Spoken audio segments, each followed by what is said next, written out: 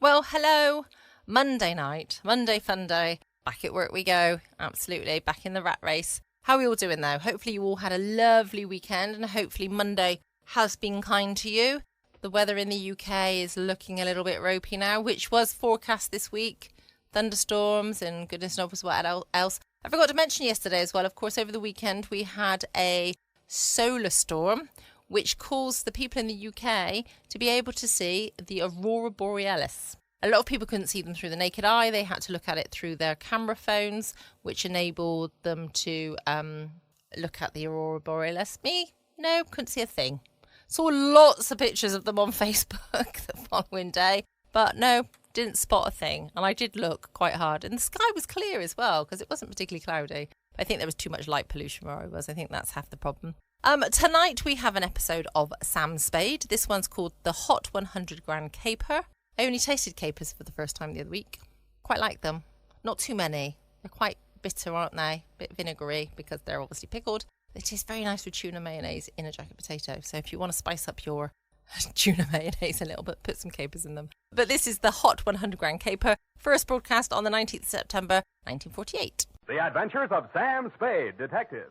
Brought to you by Wild Root Cream Oil Hair Tonic, the non-alcoholic hair tonic that contains lanolin. Wild Root Cream Oil. Again and again, the choice of men who put good grooming first.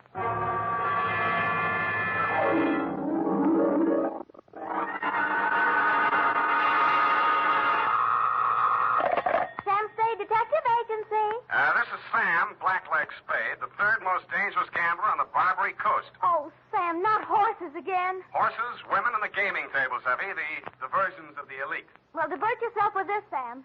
The phone company has sent a pink notice. Pay it no mind, sweetheart. We are healed. We have hit the cashier's cage, annexed the pot, broken the bank, and we're standing on velvet. Sam, are you sober? Definitely velvet. Warm, too. Sam, from where are you calling from? You're wrong, Effie. It's a drugstore. Stay where you are. I'll be right down to deal out my report on the hot 100 grand caper.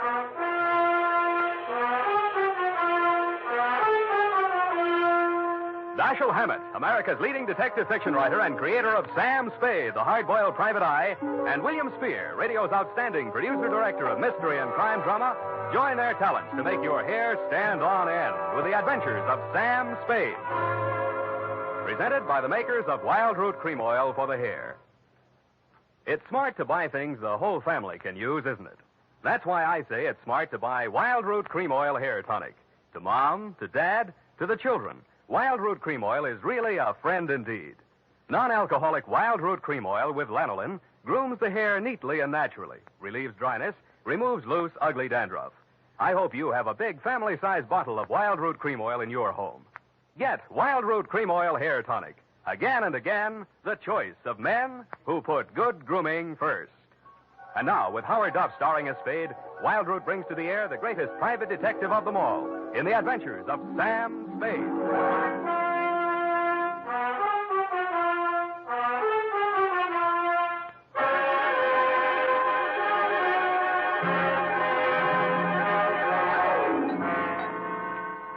Date, September 19, 1948, to robbery detail, San Francisco Police, Attention Sergeant Walsh. From Samuel Spade, license number 137596. Dear Joe, here's the rundown on that hot 100 grand. It started pleasantly enough when my secretary, Miss Effie Perrine, cute little mouse, eased into my private office, closed the door behind her, and leaned back against it with that air of pained resignation, which generally means there's a customer outside that she doesn't approve of, but that I'll see her anyway. It's up to you, Sam. She's very well dressed, and I imagine she can afford you. How do you deduce that? Well, she dropped her purse. I didn't get time to count it all, but there was a $100 bill on top. Well, sure, in, Effie. Sam. Go ahead, say it. Oh, I don't know, Sam. Sometimes, well, there's just money. No, that's one of the reasons I hire you. What's the matter with her? Nothing. That's just it, Sam. She's very good-looking, cultivated, and very kind and considerate. And she seems sincerely troubled. You mean her act is a little too good? I felt that too, Sam. Thanks, Angel. I'll keep that in mind. Tell her to come in. All right, Sam. Mr. Spade will see you, Mrs. Gilcoy. Thank you. Thank you for seeing me, Mr. Spade. My pleasure. Won't you sit down? Oh, thank you. I'm Lorraine Kilcourse, Mr. Spade. It's about my husband, Leonard Kilcourse. Husband? Oh. We've only been married a short time. It was a quiet ceremony at the San Pedro Mission. Leonard didn't want to subject me to any publicity. The difference in our ages, you know? You mean you want me to keep it a secret? Oh, no. No, except for the newspapers, of course. Naturally, all of Leonard's friends know. No, he doesn't have many, from what I've heard. I've thought it strange, too, that such a prominent man should have such a small circle of acquaintances. I met him only a short time before I married him. He's been very kind and absolutely devoted to me, and I suppose I should feel ashamed of myself for coming to you. But there are so many things about him that are mysterious that sometimes I can't seem to find my handkerchief. Here. Kleenex. Oh, I'm sorry. Thank you. I take it you're not a San Francisco girl. No. No, I met him at a dude ranch. Well, maybe I can clear up some of your mysteries for free. The reason your husband doesn't have many friends is because they keep dropping dead. I don't understand you. Oh, forget it. He's a big public servant. He's built a lot of sidewalks. The streets of the city are paved with his good intentions. His name is on 1,000 manhole covers. If the names of his former business associates land on headstones, it's nothing to me. I got my own racket. Well, what? I think my husband is paying blackmail to someone. Uh-huh. And upon what do you base your suspicions, Mrs. Kay? It started about a month ago. He began withdrawing large sums from our joint account. First it was $10,000, then $20,000, and last week, $50,000. Mm-hmm. And this morning, he closed out the balance of the account, $100,000. Yeah, well, he's got it to spend, Mrs. Kilcourse. Well, I won't pretend the money doesn't interest me, but what's behind it, Mr. Spade? Each time he withdraws these cash sums, he leaves the house without a word to me. And sometimes doesn't return until dawn. My husband is not fond of nightlife, Mr. Spade. Only a desperate situation could induce him to leave the house after dark. Yeah, so I've heard. They say that's how he kept his health as long as he has. All right, you want me to trail him, find out what he does with the money. Just one question. Why'd you pick me for the job? Why, your reputation That's is... local. You say you're new in San Francisco. Well, I do read the local papers. Your picture was in only 2 weeks ago. Yeah, well, that caper didn't help my reputation. I like your looks. A nice, honest face. A man I could trust. Well, I don't buy that. And I'm sentimental, too. Your picture reminded me of someone who is very dear to me. My brother. Of course, you're nothing like him, really, but you do look alike. I suppose that sounds like a silly woman's reason for... Yeah. What's your address? Well, I have a little place of my own out on Divisadero. The Balboa Apartments near Normandy Terrace. Mm-hmm. You'd better keep in touch with me there. I don't want Leonard to know. The Kilcourse mansion is at 1316 Clarendon. 1316. Mm-hmm. He returns from his office around 6 in the evening. Do you have a car? No. Do I need one? Well, I don't know where he may go. Here are the keys to my car. It's parked in front of the main entrance, a gray Plymouth. He won't recognize the car. It's my brother's. Now, about your fee. $100 now. If I need more, I'll leave you know. I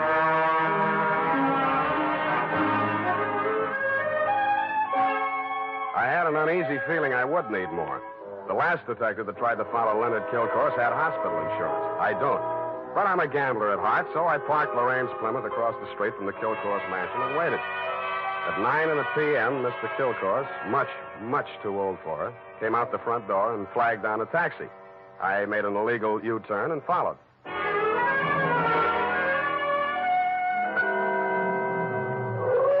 trail ended across the Golden Gate Bridge in Marin County. It was a country club-type building on top of a hill overlooking the bay. It did business under the name of Ernie Nogales' Racket Club. The racket had nothing to do with tennis. It came from two sources. The moans and groans of the customers losing money at the roulette wheels and crap tables, and the glad hand the management threw at my quarry as I followed him in. Well, Mr. Kilcourse, surprised to see you. Since when you go out after dark? Well, I thought a little nightlife might agree with me, Nogales. Oh, that sounds like you, Mr. Kilcourse. I didn't know you better. I think you was afraid to go out night. Well, now, I was thinking of buying this place to retire to. Ah. But I figured it'd be cheaper to win it at your roulette table. What's your limit here? 10,000, but for you, wide open, the sky. $100 grand for a starter? Well, any time they catch you with hot money, Mr. Kilcourse. Come over to the cashier. I sell you the chips myself. didn't have to bother making myself inconspicuous. Everybody in the joint stopped playing to watch Kill Course while he shoved his $100 grand roll through the cashier's window and scooped up 4 stacks of $1,000 chips. Make your bets, please. All right, you. Spin that wheel. Huh? How much you got there? 25 grand. Any objections? Is that okay, Mr. Nogales? Spin it, Joe. I'm covering through the table person. Okay, sir. Around and round the little ball goes. 15 pays 15 and the red. Maybe next time, Mr. Kilgore. Why don't you double up, play the red and the black? It's safer. I'll stay with the numbers. 50,000 on 15. There. Spin it. It's okay, Joe. I'm still covering. Well, it's your money, Mr. Nogales.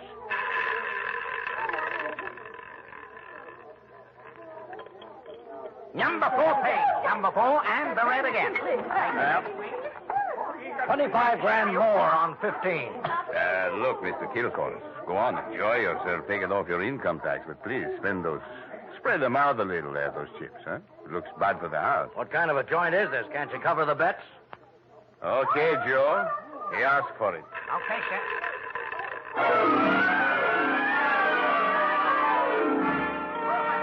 I didn't wait to see where the little ball went on the last spin of the wheel. I would have made a side bet with any taker that Kill Course wanted to lose that $100 grand. I would also have made book he knew I was following him. As I left the table and walked out of the club, I braced myself for what usually comes next. There would either be a dead body in the car or somebody would crease my noggin with a sap. But nothing happened. I switched on the headlights and stood in the glare of them for fully a minute, but nobody even shot at me. I flushed the shrubbery, no gunman. Checked the ignition wires, no booby traps. Driving back to town, I racked my brain for some way to bring them out into the open. I felt like a man with his life savings all on one number, waiting for the wheel to stop spinning, which wasn't far from the truth. Not much of a cliffhanger, but the best we could do this week.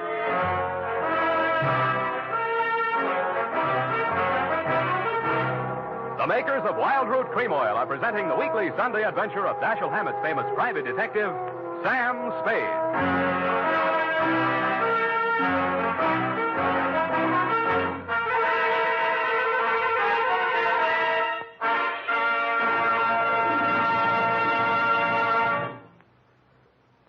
Now, here's important news on good grooming. If you want the well-groomed look that helps you get ahead, socially and on the job, listen. Recently, thousands of people from coast to coast who bought Wild Root Cream Oil for the first time were asked, how does Wild Root Cream Oil compare with the hair tonic you previously used?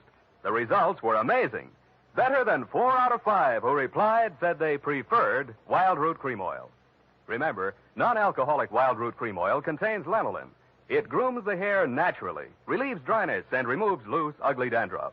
So if you want your hair to be more attractive than ever before, get the generous new 25-cent size of Wild Root Cream Oil, America's leading hair tonic, on sale at all drug and toilet goods counters. It's also available in larger economy bottles and the handy new tube. Get Wild Root Cream Oil, again and again, the choice of men who put good grooming first. By the way, smart girls use Wild Root Cream Oil, too. And mothers say it's grand for training children's hair.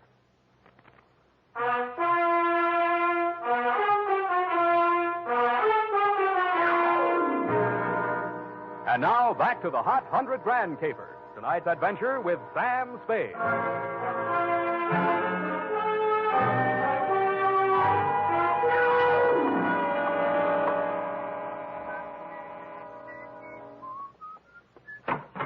Yeah?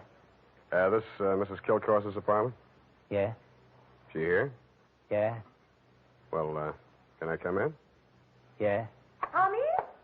Yeah? Who is that, Mr. Spade? Yeah. Oh, this is the detective I was telling you about, Tommy. Remember? Yeah? The one who looked so much like you? Yeah? No. Oh, excuse me. This is my brother, Tommy Lane. Yeah. I mean, Tommy, won't you run down to the corner and buy me some cigarettes for about 20 minutes? I have something to talk over with Mr. Spade. Yeah. nice boy, your brother. Small vocabulary, but big feet. Well, he's shy. Now, what did you find out about my husband, Mr. Spade? He dropped the 100 grand in a gambling joint. Ernie Nogales' racket club. You know it? No, but I know Ernie Nogales. I knew him in Reno before I met Leonard. He lost his license there for running a crooked wheel. The way Kilcourse was playing tonight, that wheel didn't have to be crooked. He was trying to lose that $100,000. But why? Why would he do a thing like that? One of two reasons. Either he's paying off to Nogales or he's paying off to somebody else, and Nogales is the go-between. Well, I don't believe it.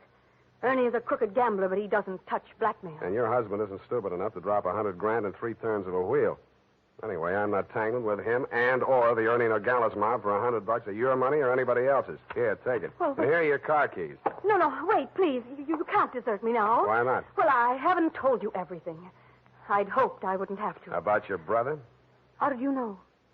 The only place you get a green suntan is in a pokey. Besides, he acts kind of stir-crazy. Spent a little time in solitary, didn't he? He won't talk about it. But that's it, Sam.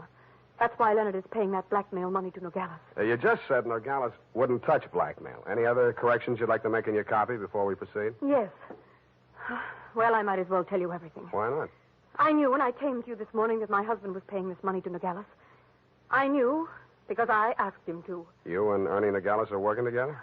I'm not that rotten. I didn't say you were, but you're a rotten liar. There's that much in your favor. But I'm telling the truth now, Sam. You must believe me. Everything that has happened is my fault. I persuaded Nogales to give my brother a job in his place in Reno. Mm-hmm. They quarreled, and when he got closed down, he blamed Tommy. He swore he'd kill him when he got out of prison. That's why I begged my husband to pay him to save Tommy's life. Who did rat on Nogales about that crooked wheel in Reno? I did. That's why I feel responsible. Leonard is so fine, so generous. But I can't let him go on paying for my mistake. Yeah, like you said, he's going to run out of money. Look at me, Sam. Do I look like the kind of a woman to whom money means everything in the world? No, but you're looking at me, not at Kilcourse. You're laughing at me. Oh, I know what you think. Perhaps I did make a mistake in marrying Leonard, but he was so kind, so considerate, like my father. Everybody reminds you of your relatives. You don't believe my story? Well, since you asked. Well, all right, then. Here's the truth. I'm really Jack the Ripper's granddaughter. My parents were terribly wealthy. I harpooned my mother in her Beverly Hills swimming pool, set fire to my father with a $50,000 negotiable bond, and eloped with John Wilkes Booth. That brings us up to 1865. Shall I go on? Don't stop. It's great. Oh, get out of here. Get out of here and leave me alone. After you've told me all your secrets, I'm not that rotten. You won't help me. You never intended to. Why go on torturing? Oh, now, stop that. Please. I believe you. I believe all your stories. Now, what is my next smart move? Sam, the only way to stop Ernie Nogales is to prove that he's running a crooked wheel. And then he'd pay back all that blackmail money, and he wouldn't dare lay a hand on Tommy. Well, it's going to be hard to prove and expensive. Oh, but... I'll have to lose a little on that wheel before I can figure the way it's rigged. How much can you invest? Well, I have about $1,000 of my own. With you? Yes. Here. You take it. Smells nice. Sam. Yeah? Sam, after all this is over, and after I've put things to right with Leonard, I should have told him before this, but I owed him so much. Oh, Sam, I'm so glad it's you. Yeah. Me too, Angel. Go now, darling, before I beg you not to. What time does that joint close? Well, it runs all night, I think. Good. Let's stay up late and raid the icebox.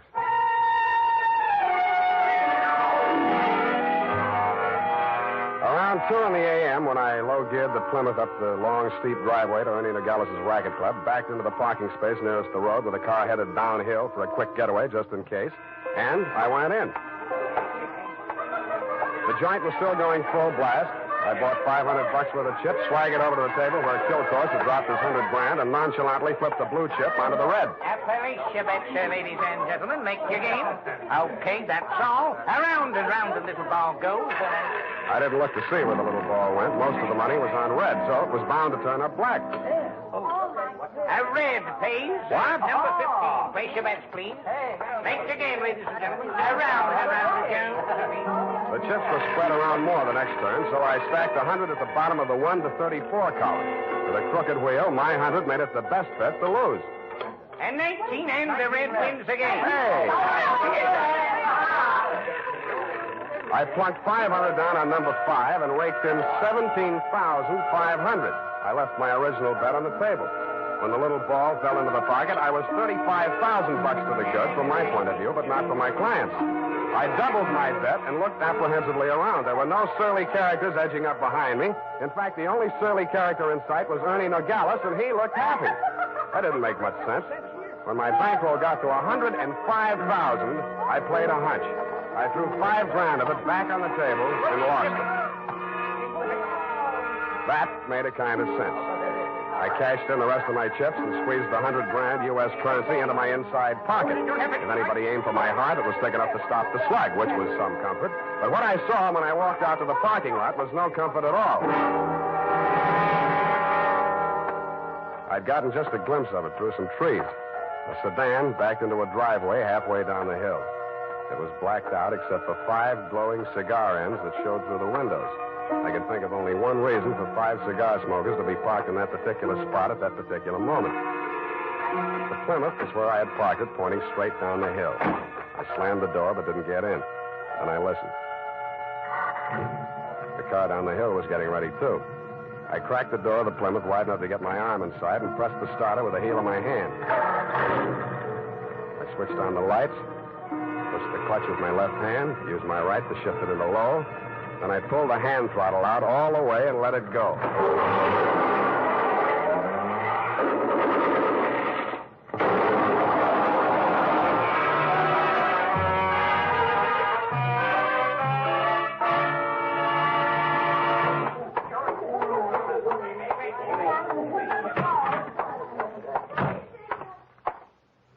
What's the big idea busting into my office? We're going to have a talk, Nogales.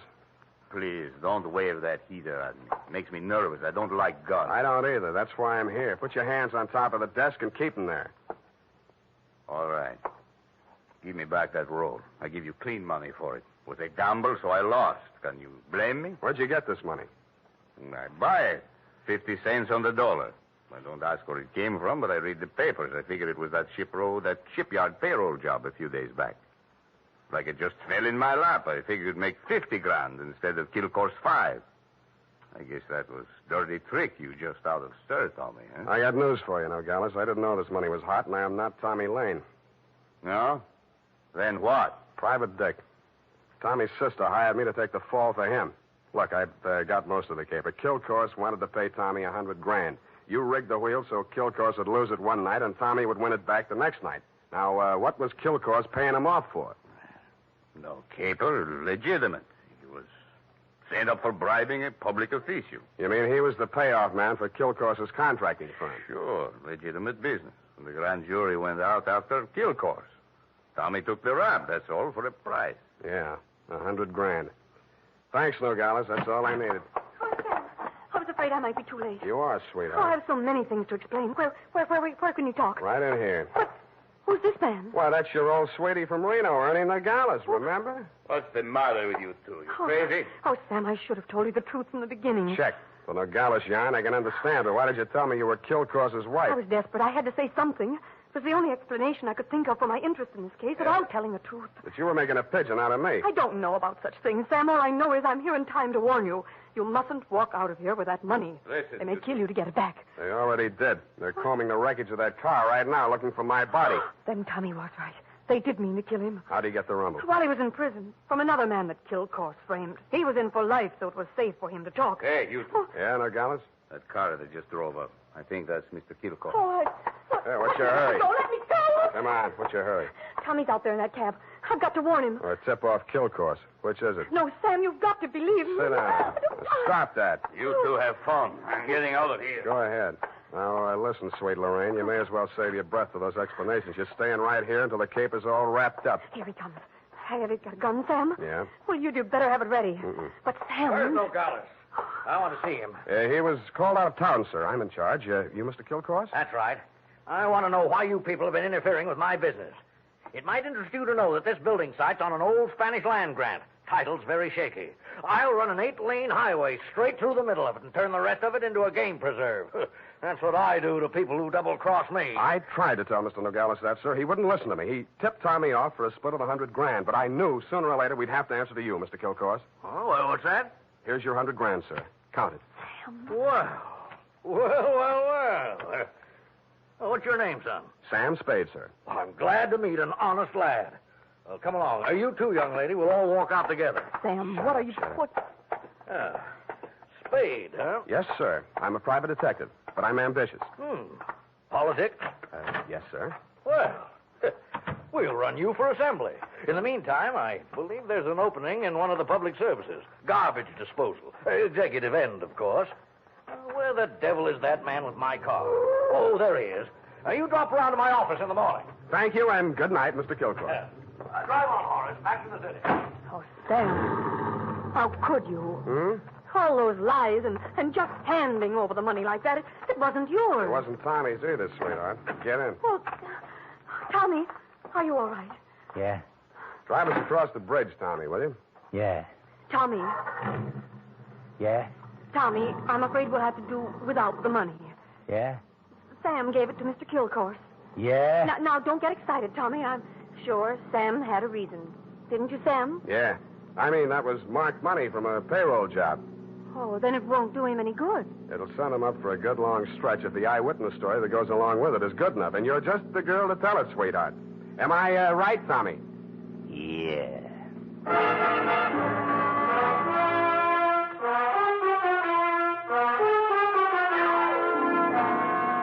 Period. End of report. Already? But Sam. Yeah? What happened? Who were the 5 men in the car? The ones who shot at that Plymouth in the mistaken belief that you were in it. Their names are of little account, Effie. Suffice it to say that Kilcourse pointed his pudgy finger at them in the hopes of keeping the charge of attempted murder out of his indictment.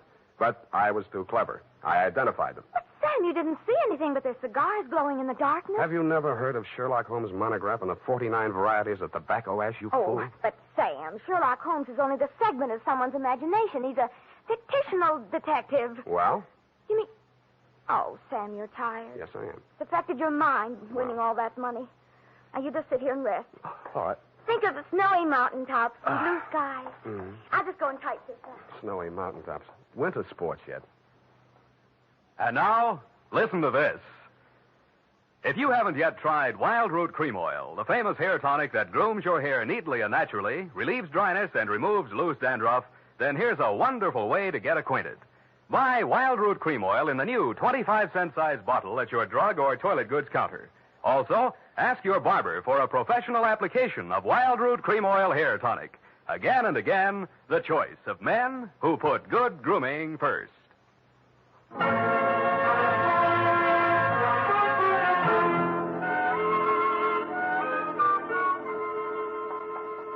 here it is, Sam. And not that it made any difference, but how did you guess that she wasn't Mrs. Kilcourse? Simple. Kilcourse didn't recognize it. But, Sam, that was after you denounced her. I did no such thing. From the report, Sam, in black and white. Quote, why did you tell me you were Kilcourse's wife? Unquote. At that point, you assumed that she was not Mrs. Leonard Kilcourse. I did not. I merely wondered why she had told me. Well, with all the lies she told, you might have assumed anything she said was totally devoid of truth. And I did, sweetheart. I did. Oh, well, that's a relief. I was afraid for a while she'd taken you in. What's that got to do with the truth? Oh. Good night, Sam. Good night, sweetheart.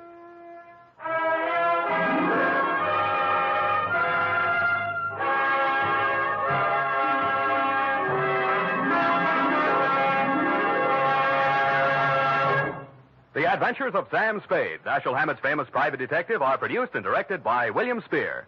Sam Spade is played by Howard Duff. Lorene Tuttle is Effie. Sadie Thompson appeared as Lorraine Kilcourse. The Adventures of Sam Spade are written for radio by Bob Tallman and Gil Dowd. Musical direction by Lud Gluskin. Score composed by Renee Garrigang. Join us again next Sunday when author Dashiell Hammett and producer William Spear join forces for another adventure with Sam Spade. Brought to you by Wild Root Cream Oil. Again and again, the choice of men who put good grooming first. This is Dick Joy reminding you to... Get Wild Root Cream Oil, Charlie. It keeps your hair in trim. You see, it's non-alcoholic, Charlie. It's made with Sula lanolin. You better get Wild Root Cream Oil, Charlie. Start using it today. You'll find that you will have a tough time, Charlie. Keep on all the gals away. Hiya, Baldy. Get Wild Root right away. This is CBS, the Columbia Broadcasting System. Welcome back. I hope you enjoyed the latest episode of Sam Spade. I will be back again tomorrow night from 6 p.m. GMT with some more fantastic stories. Tomorrow night, I think it's Hancock's Half Hour. I think that's what's on a Tuesday, isn't it? Don't forget, you can also check out my podcast page at patreon.com/Foxy Geek Girl. Can't wait to catch up with you all tomorrow night. Same time, same place. In the meantime, stay safe, always be kind. Love you all.